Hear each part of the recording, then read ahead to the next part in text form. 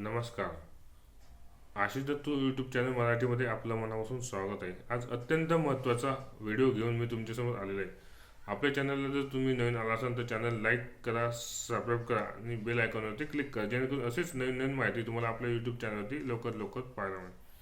आज आपण अशीच एक माहिती बघत आहोत की अजितदादांचे अंगरक्षक बॉडीगार्ड नेमके त्यांचा अपघात झाले त्यांच्या वेळेस कोण होतं आणि ते कोणत्या पदावर कार्यरत होते, त्यांची माहिती काय आहे, त्यांचं नाव काय, याची इत्यंभूत माहिती देणारा आजचा व्हिडिओ आहे.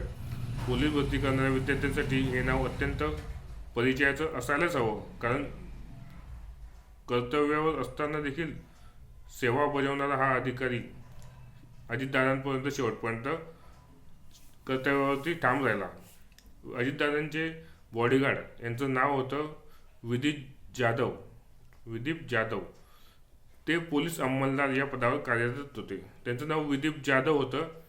पद त्यांच्याकडे पोलीस अंमलदार, मुंबई पोलीस दलात ते कार्यरत होते. ते बॅच 2009चे भरती झालेले पोलीस शिपाई होते. महत्त्वाची जबाबदारी म्हणजे उपमुख्यमंत्री अजितदादा पवार यांचे ते PSO होते. कौटुंबिक पार्श्वभूमी त्यांची काय आहे ते आपण जाणून घेऊयात. मूळ गाव त्यांचं सातारा आहे. त्यांचं निवास वेटावा ठाणे येथे आहे आणि परिवार आई वडील, पत्नी, एक मुलगा आणि एक मुलगी असा त्यांचा छोटासा परिवार आहे. दुर्दैवी घटना म्हणजे कशी झाली, दिनांक 28 जानेवारी 2026 रोजी घटना बारामती विमान अपघातावर कर्तव्यात असताना ते मृत्युमुखी पडलेले होते.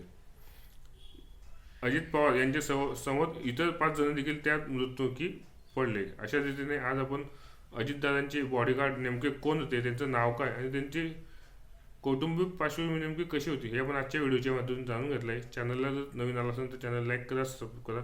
व्हिडिओ आवडला तर जास्त लोकांपर्यंत शेअर करा. धन्यवाद.